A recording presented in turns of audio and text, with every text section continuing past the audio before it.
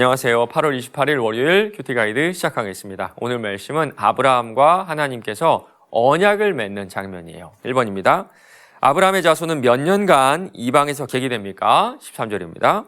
여호와께서 아브라함에게 이르시되 너는 반드시 알라. 네 자손이 이방에서 객이 되어 그들을 섬기겠고 그들은 400년 동안 네 자손을 괴롭히리니. 400년이네요.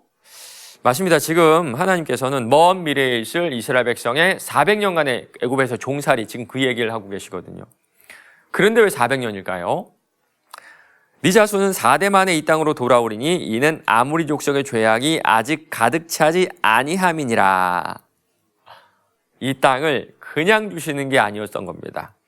하나님은요, 아무 이유 없이 누군가 가지고 있는 소유를 뺏는 그런 분이 아니세요. 가나안 땅을 차지하고 있는 그 이방의 백성들이 죄가 그 땅을 빼앗길 만큼 차기까지, 그 이유가 생길 때까지, 그때까지는 가만히 내버려 두시고 그 이후에 그 땅을 빼앗아 이스라엘 백성에게 주세요.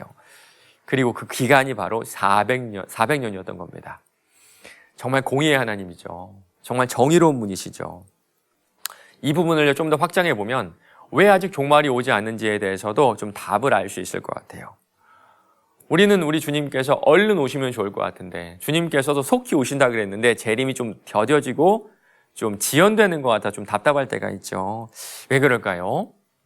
아직 세상의 죄가 다 차지 않아서 그렇습니다.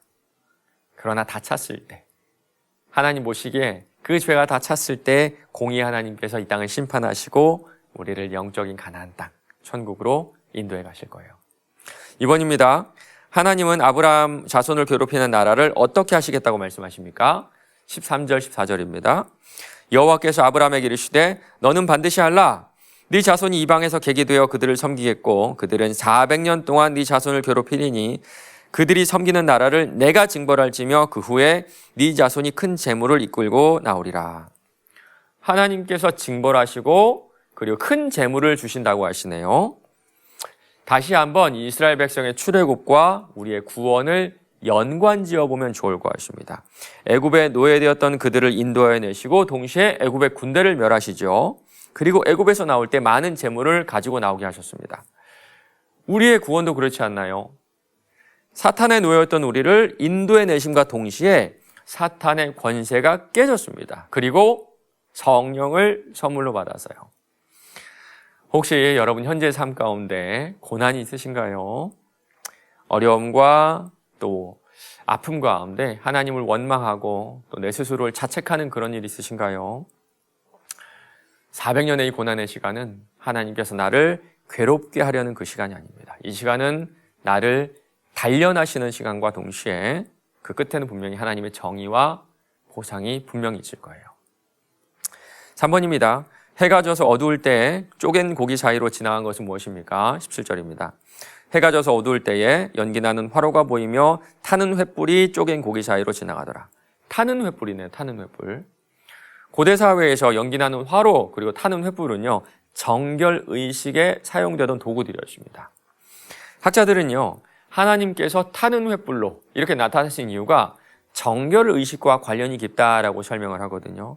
맞습니다. 지금 하나님께서 타는 횃불의 모습으로 지나가신 거예요. 특별히 인간을 정결케 하시는 하나님의 모습으로 쪼갠 고기 사이로 지나가신 겁니다. 왜 그러셨을까요? 그 다음 질문에 답이 있습니다. 4번이에요. 언약의 당사자들은 쪼갠 고기를 지나가야 하는데 왜 하나님만 그렇게 하셨는지 묵상해 봅시다. 이 방법은요, 고대 근동에서 언약을 맺는 그런 장면이에요. 쪼갠 고기 사이로 지나가는 이유는 만약에 둘 중에 한 명이라도 이 언약을 어기면 너의 몸이 이 고기처럼 쪼개질 것이다 라는 그런 의미를 가지고 있거든요. 그래서 언약을 맺는 양측이 쪼갠 고기 사이로 한 번씩 지나갔어요. 그런데 특이하게도 이 언약에서는요, 아브라함이 아니라 하나님만 이 고기 사이로 지나가시죠. 맞습니다. 이 언약은요, 모든 책임을 하나님께서 지고 계신 거예요. 아브라함이 큰 민족을 이루고 이 가나안 땅을 차지하게 된다는 이 약속은요, 아브라함의 몫이 아니라 하나님께서, 하나님의 몫이고 하나님께서 모든 책임과 의무를 갖고 계신다는 그런 뜻입니다. 그 가운데 아브라함의 자손들은요, 죄를 짓고 의심하고 계속해서 어리석은 짓을 해왔지만 신실하신 하나님께서는 그들을 끊임없이 정결하게 하시고 당신의 백성으로 삼아주셨어요. 그리고 결국에는 십자가에서 당신의 몸을 쪼개셨죠. 이 언약을 어긴 건 우리들인데 이 언약에 대한 형벌을 당한 것은 바로 우리 하나님이셨던 겁니다. 맞습니다. 아브라함 언약은요, 하나님의 신실하심을 보여주고 있어요. 5번입니다. 나는 하나님께 기도하면 응답받는다는 것을 신뢰합니까? 기도를 들어주시는 하나님께 기도합시다. 사실 기도는요, 하나님의 계획 속으로 내가 들어가는 겁니다. 내 욕심, 내 소망, 내 소원을 이루는 수단으로 하나님을 사용하는 것이 아니라 하나님의 뜻을 깨달아가는 것이 바로 기도죠.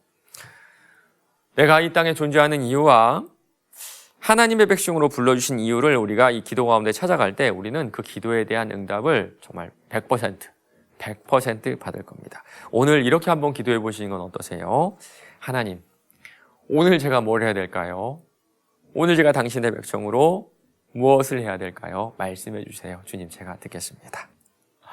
기도하심으로써 오늘 하루 나의 삶의 의미를 발견해 나가시는 저와 여러분 되시길 바랍니다.